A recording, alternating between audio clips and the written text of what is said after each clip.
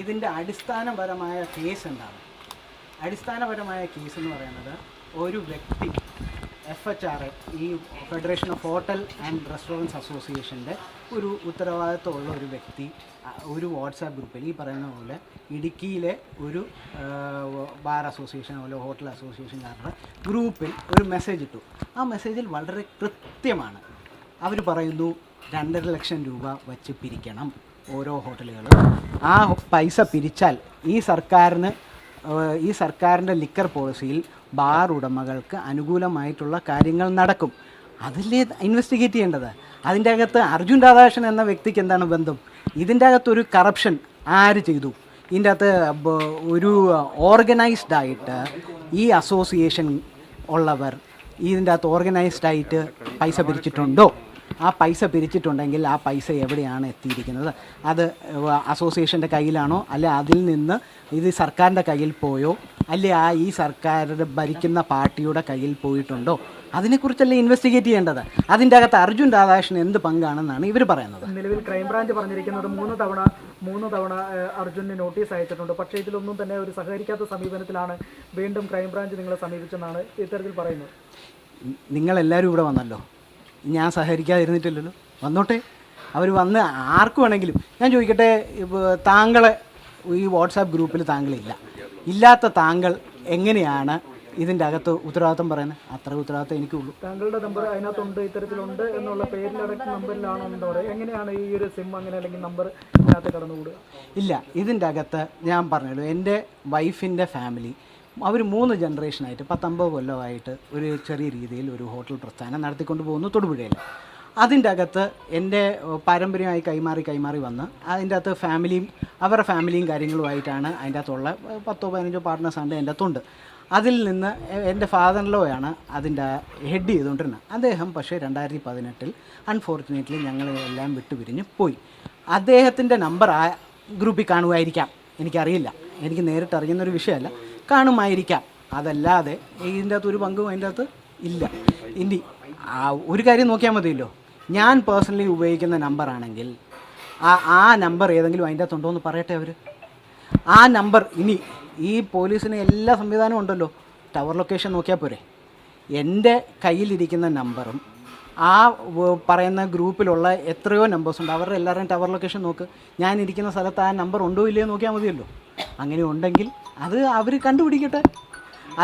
അതെല്ലാം കണ്ടുപിടിക്കാൻ കഴിവില്ലാത്ത പോലീസ് ഓഫീസേഴ്സാണെന്ന് നിങ്ങൾ പറയത്തില്ലല്ലോ. എനിക്ക് ഏതാണെങ്കിലും കേരള പോലീസിനെ കുറിച്ച് നല്ല മതിപ്പുള്ള അവർക്കിതെല്ലാം അറിയാം. പക്ഷേ ഇവിടെ സർക്കാർ ഇങ്ങനെ ഒരു വലിയ കുഴിയിൽ വന്ന് പെട്ടിരിക്കുകയാണ്. ഇതിന് എങ്ങനെയെങ്കിലും ഊരാൻ വേണ്ടിയുള്ള ശ്രമം ഇത് നടക്കത്തില്ല. അല്ല, എന്ത് ആരോപണമാണ് എനിക്കെതിരെ വരുന്നേക്കുന്നതെന്ന് പറയാം. അല്ല, അർജുൻ എന്ത് ചെയ്തു എന്നാണ് ഇവർ പറയുന്നത്? ഞാൻ പറഞ്ഞു, ഞാൻ പൈസ പിരിച്ചോ, ഞാൻ ഈ സർക്കാരിൽ ആർക്കെങ്കിലും പൈസ കൊടുത്തോ, അപ്പോൾ ഞാൻ പൈസ പിരിച്ച പൈസ സർക്കാരിൽ ആരെങ്കിലും മേടിച്ചിട്ടുണ്ടോ? അതല്ലേ അവർ പറയേണ്ടത്. പക്ഷേ ആരോപണം എന്താണ്? ഇതിൻ്റെ ക്രിട്ടിക്കലായിട്ടുള്ള ആരോപണം, ഇവിടെ ഒരു ലിക്കർ പോളിസി, ഇവിടെ ഒരു ചേഞ്ച് വരാൻ പോകുന്നു. ആ ലിക്കർ പോളിസിയിൽ ചേഞ്ച് വരും എന്ന് പറഞ്ഞുകൊണ്ട് ഇവിടെ വ്യാപകമായ പൈസ പിരിവ് നടന്നിട്ടുണ്ട്. 1/3 പൈസ പിരിച്ചു എന്നാണ് പറയുന്നത്. 800 ബാറുകളിൽ നിന്നായിട്ട് 2.5 ലക്ഷം രൂപ വെച്ചെന്ന് പറഞ്ഞാൽ 20 കോടി അടുത്ത്. അതിൻ്റെ 1/3 പിരിച്ചു എന്ന് പറഞ്ഞാൽ 6 കോടി രൂപ. ആ 6 കോടി രൂപ എവിടെ?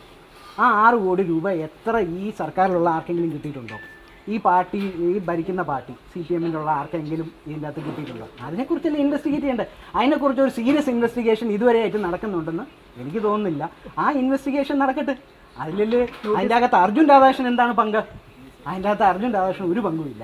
ഇനി നിങ്ങൾക്കറിയാവുന്ന പോലെ തന്നെ എനിക്ക് ഈ ഓഡിയോ ക്ലിപ്പ് ഞാനും TV-യിൽ കണ്ടിട്ടുണ്ട്. അതിനെക്കുറിച്ച് അവർ ചോദിച്ചാൽ ഞാൻ മറുപടി പറയും. അങ്ങനെയാണെന്ന് അവർ തെളിയിക്കട്ടെ. ഞാൻ ഗ്രൂപ്പിൻ്റെ അഡ്മിൻ അല്ല.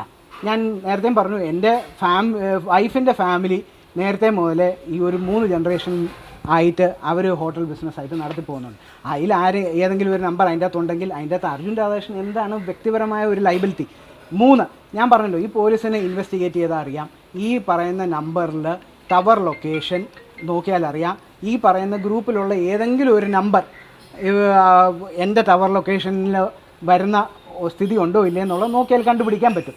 4-മത്തെ വിഷയം, ഈ ഗ്രൂപ്പ് അഡ്മിനാണോ എന്താ ഗ്രൂപ്പ് മെമ്പറാണോ എന്നുള്ളതാണോ പ്രധാനപ്പെട്ട വിഷയം.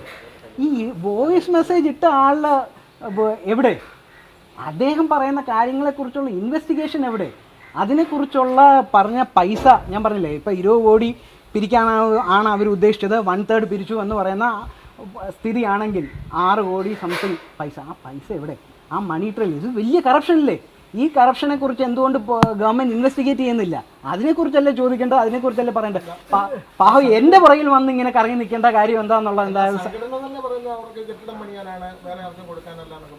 അല്ല, നിങ്ങൾ സംഘടന പറയുന്നതാണോ അല്ലേ വളരെ നാച്ചുറലായിട്ട് ഗ്രൂപ്പിലിട്ട മെസ്സേജാണോ നിങ്ങൾ വിശ്വസിക്കുന്നത്? ഏതാണ്? ഞാൻ വിശ്വസിക്കുന്നത് ഗ്രൂപ്പിൽ വന്ന മെസ്സേജാണ്. അതാണ് ഈ കേരളത്തിലുള്ള എല്ലാ ജനവും വിശ്വസിക്കുന്നത് എന്നുള്ളതാണ് എൻ്റെയും വിശ്വാസം. ഇവിടെ ഇതിൻ്റെ അകത്ത് ഒരു വലിയൊരു കറപ്ഷൻ നടന്നിട്ടുണ്ട്. ആ കറപ്ഷൻ്റെ ഒരു ഇനീഷ്യൽ എക്സാമ്പിൾ എന്ന് പറയുന്നത് തന്നെ ഈ പറയുന്നത് IT കെട്ടിടം ടെക്നോ പാർക്ക് ഉൾപ്പെടെയുള്ളതിൽ ബാർ ലൈസൻസ് കൊടുക്കാൻ വേണ്ടിയുള്ള നടപടി വരെ ഇങ്ങനെ എടുത്തു പോകും. അപ്പോൾ വാട്ട് ഈസ് ദ ഇൻഡിക്കേഷൻ?